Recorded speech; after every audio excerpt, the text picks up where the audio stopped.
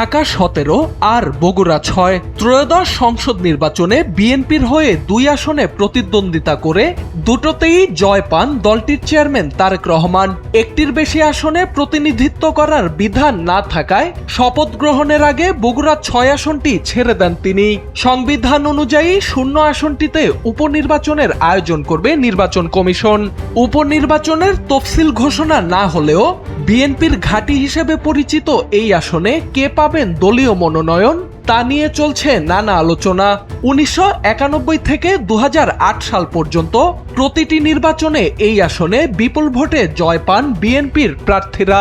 এর মধ্যে 1996 থেকে 2008 সাল পর্যন্ত আয়োজিত 3টি সংসদীয় নির্বাচনে জয়ী হন দলের প্রয়াত chairperson Khaleda Zia. JBS holdings limited.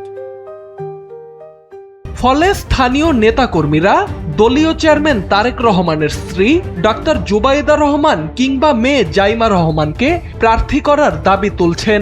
তারা চান জিয়া পরিবার থেকে কেউ একজন আসনটির প্রতিনিধিত্ব করুক। এছাড়া সম্ভাব্য প্রার্থী তালিকায় স্থানীয় নেতাদের মধ্যে রয়েছেন বগুড়া জেলা বিএনপির সভাপতি ও বগুড়া পৌরসভার সাবেক মেয়র রেজাউল করিম বাদশাহ, জেলা বিএনপির সাবেক সভাপতি ও সাবেক পৌর মেয়র AKM মাহবুবুর রহমান, জেলা বিএনপির সাবেক সভাপতি সাইফুল ইসলাম, বগুড়া 7 আসনের সাবেক সংসদ সদস্য হেলালুজ্জামান তালুকদার এবং বিএনপি মিডিয়া সেলের আহ্বায়ক মওদুদ হোসেন আলমগীর।